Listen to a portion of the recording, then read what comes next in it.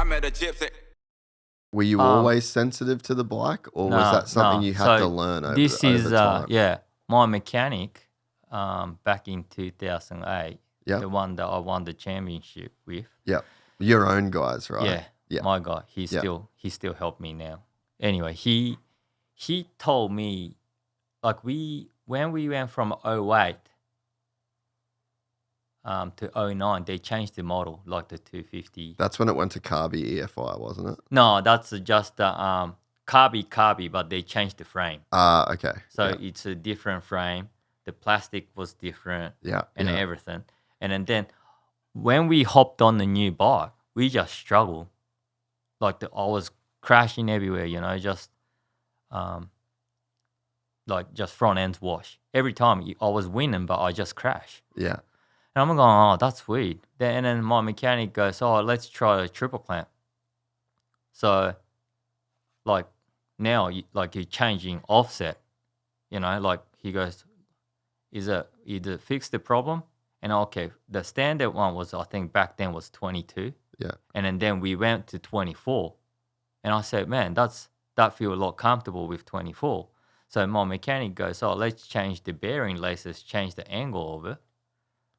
And then, okay, we changed the bearing laces, so we kicked out. And then after we kicking out, we went another 22, 20, 22.5, 23, 23.5, 24. So then when you get to that level, you go, okay, sometimes you don't find anything. But I ended up going 23.5 offset with 0.25 kicked out. That was the best front end feel. And then plus, back then, I couldn't get a good traction on the Kawasaki. The rear end was sliding everywhere. And then my mechanic just goes, hey, let's try just whacking like a 08 swing arm. And I just went, why 08? Why do we do swing arm? He goes, it might help. If we don't do it, we never know, right? So we whacked the 08 swing arm. 1.5 seconds quicker. Straight up. I said, just the swing arm. And track was, done. Because, Stanmore. Like, this was at Stanmore? Yeah, Stanmore. I was testing at Stanmore with my mechanic. Wow. Yeah. So. That's a very small track to make 1.5 seconds. But I think you haven't been there, like, before. Like back in the day. Back in my days. The track was actually pretty fast and then good to test. Yeah, okay. Because track was a lot bigger than now. Right. Yeah. And a lot faster too back then. It was like 50 wide open on the 250. Really? But you know that finish straight? Yeah. You went like big sweeper and then they went all the way. Yeah. To the back straight. Yeah. It's like tapped out on 250. That's how fast it was back in the days, but you don't see that now. No.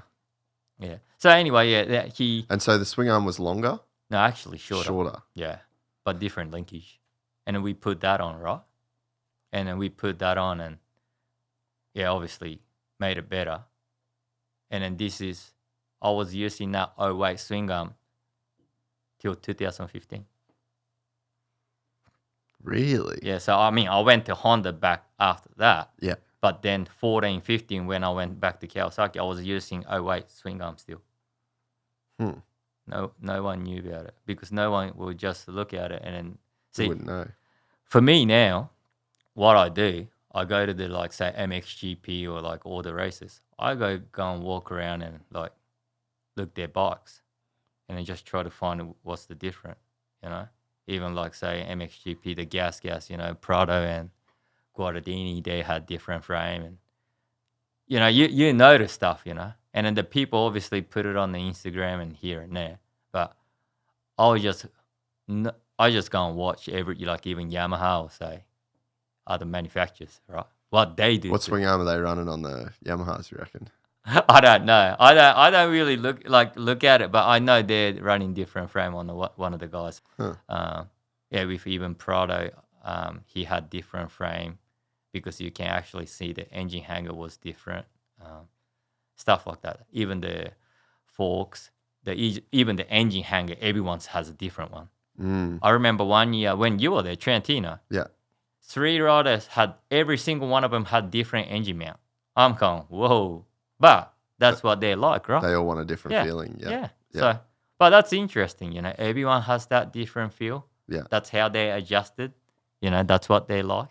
So, no, it's good. And so that 2008, would you say that's the first time you ever got really into changing something on the motorcycle to make a difference? Yes. Did you get obsessed with it? Or did you, because now you're at the top level of your field of testing, you're developing the motorcycle that I would buy. That's the peak. Yep. So you went from not giving a fuck to being one of the best. You know what I mean? Yeah. So it's how does that process develop?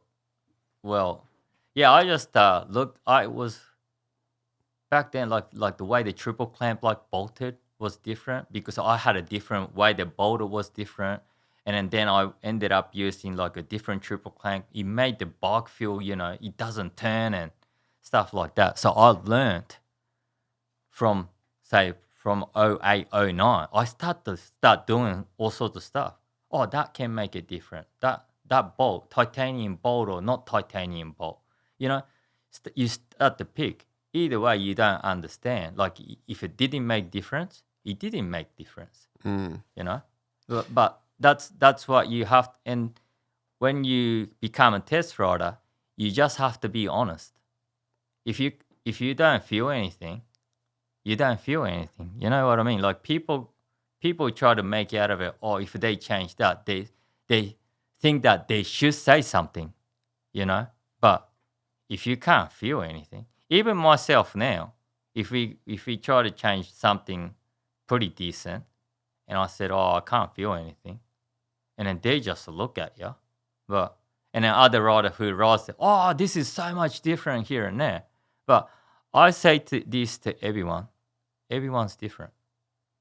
I say, well, you're not gonna be 100% right. I'm not gonna be 100% right. But when you make these bikes, production bike, you have to get a comment from everybody. That's and split the difference. That's what good bikes it's all about. Because if you say one say good and then one say it's bad, that's which way do we go?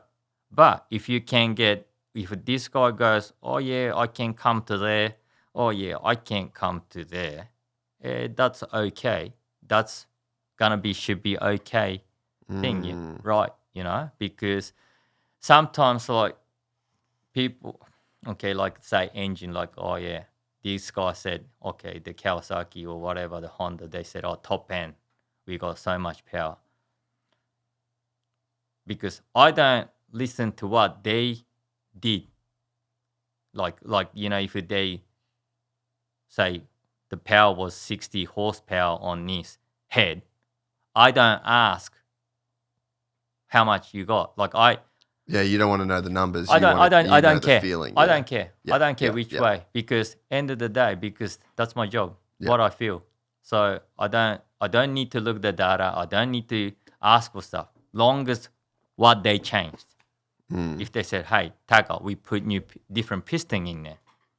I don't know if it's a high comp piston or, I don't need that. But I just need to know what you changed. So I understand, But that's how I have been doing this last 8 years now, because you just have to be honest with that you feel, because that's how I think should be, Because if that guy was telling you, oh, this is our data, and if riders say, oh yeah, it's like that. Well, you don't need a test rider. I just said before, you don't need a test rider because everyone has a different feel. Because everyone, everyone's heart's different. Way they open the throttle is different. The weight transfer is different. So, if you enjoyed this content, please like and subscribe. And to listen to the full 3-hour podcast, search Gypsy Tales in your favorite podcast platform or click the link in the description below. Gypsy Gang.